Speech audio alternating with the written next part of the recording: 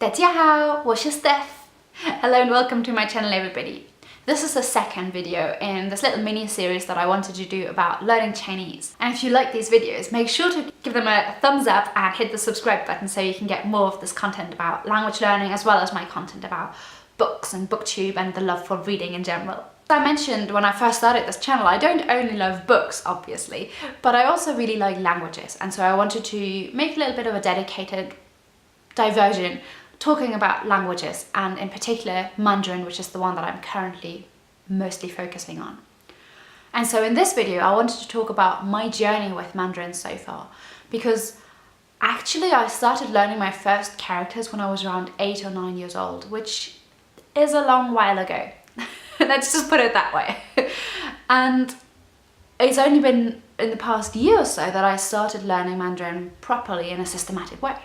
So I just wanted to tell you my journey with this language. And so then in the next video I'll be talking about how I'm actually learning Chinese, despite living in Europe, not really having much contact with Chinese native speakers around me, and yet now being able to actually hold an hour or so conversation with a native speaker. So yeah, when I was around 8 or 9 years old, I actually had a Chinese friend in primary school, and I remember her teaching me to write little characters in this little notebook that she had, which had these grid lines so that you can practice your characters nicely. And so I remember just being really fascinated by Chinese, because I'd never come across a language that wasn't using letters, or that, yeah, it was just very, very different from anything I knew at the time. And unfortunately then our ways parted as we started secondary school, and pretty much from around maybe 10 up until maybe 20 or so, I basically didn't have any contact with Chinese at all. Actually, a little bit earlier than that, because I did have a Chinese friend in my high school in England, and annoyingly, this high school actually also offered Chinese classes, but at the time I really wasn't interested in it at all. And so now looking back, I really wish that I had taken this opportunity to learn Chinese in high school, and I think they actually even offered trips to China.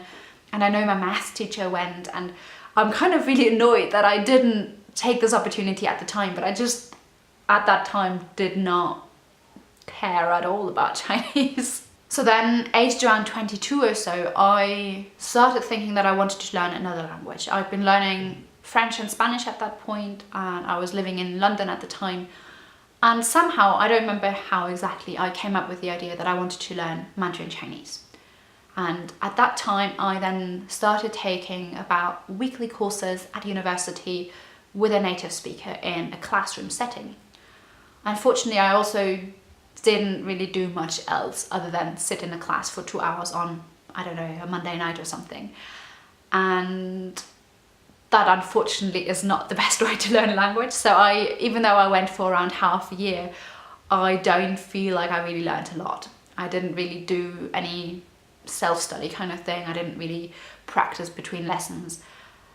And yeah, just also that I didn't have enough time, because later on I started my PhD, and for those 4 or 5 years following that half year of having weekly lessons, I kind of again didn't do any Chinese at all. And so then we're in late 2017, when I've just started work in an international company with headquarters in Germany, and some Chinese colleagues show up at the office here, and I'm kind of very new in the company, they're very new there, so we sit in meetings together to learn a little bit about the structure. And I end up chatting a little bit in Chinese with them, and kind of realizing that, oh, hold on a minute, I actually do know some words. I can say things like ni hao, which is hello in Chinese, or I don't remember what I was talking to them. I was asking them if this was their first time in Germany, and how Beijing is, and if it's cold there, and things like that. So very, very basic words.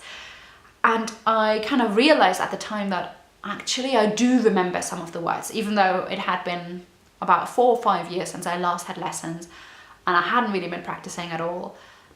There was a little bit left in my brain, and I did remember some words.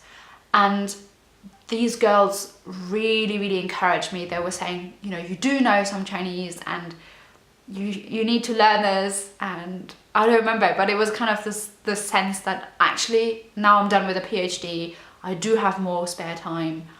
There are people that are reminding me that actually I do know some words, so maybe now is a good time to really get into learning Chinese in a systematic way. And so yeah, I think in around January or February 2018, I then started taking my very first lessons in Chinese. And I've been basically self-motivating myself as well, which I think is the main driving factor in whether you learn a language or not, unless you're forced to in school or something, in which case most people honestly don't know the languages that we learned in school, because unless you have your own motivation to learn them, you're probably going to forget most of it. So in the next video, I'll be talking about how I'm actually now systematically learning Chinese. 再见! Bye bye!